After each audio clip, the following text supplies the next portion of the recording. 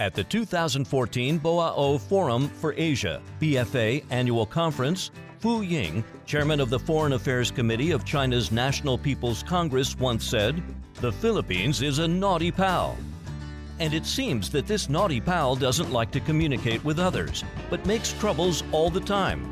This indeed has caused headaches for his friend, China. The ex-president of the Philippines, Aquino III, himself is more like a naughty pal than the Philippines. Before Aquino III took office, China and ASEAN countries already signed the Declaration on the Conduct of Parties in the South China Sea to restrict the behavior of all parties in the South China Sea and safeguard regional peace and stability.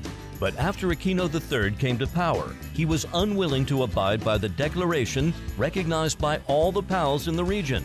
And due to the instigation by some other countries outside the region, the South China Sea has become a troubled region. As we all know, it is natural for neighbors to have some small friction.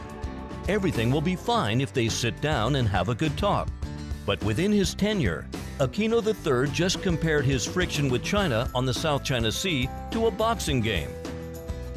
The friction between China and the Philippines started this way. Aquino III claimed a region of China belongs to the Philippines. So when China is trying to recover its sovereignty over the region through rational negotiations, he just thought, since I occupied the region in the 1960s and 1970s, then the region should belong to me. This is just like someone has occupied your land for several decades. When you negotiated with him to claim it back, he started to question your ownership. Then how can you let this happen? The cause of the dispute is absurd enough, but what's more absurd is the subsequent filing of the case.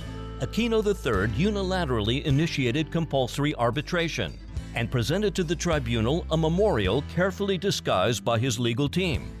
Actually, the essence of the Philippines submission is about territorial disputes, which goes beyond the scope of the United Nations Convention on the Law of the Sea.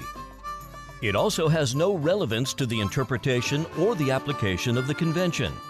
The maritime delimitation was excluded from a compulsory settlement by China's declaration in 2006 in accordance with Article 298 of the Convention.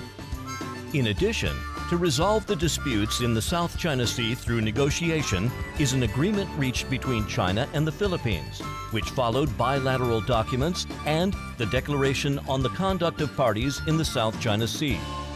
The Philippines violated international law when it unilaterally submitted China-Philippines dispute for compulsory arbitration. As an old saying goes, he who first offends will first complain. China will not accept such an absurd lawsuit. But as a neighbor sharing borders with the Philippines, China remains humane, courteous, and restrained. The Ministry of Foreign Affairs of China has repeatedly emphasized the principle of no acceptance and no participation. Of course, we will not implement something so irrational. We have sent the message numerous times in the hope that Aquino III, the ex-president of the Philippines, could sit down and have a good talk with us.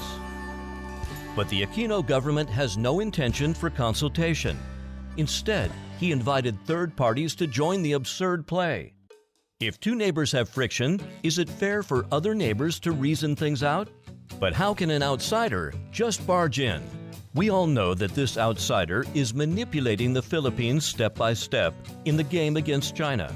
They have a very clear-cut division of labor. Aquino III makes provocations. The United States gathers a group of allies to challenge China by words.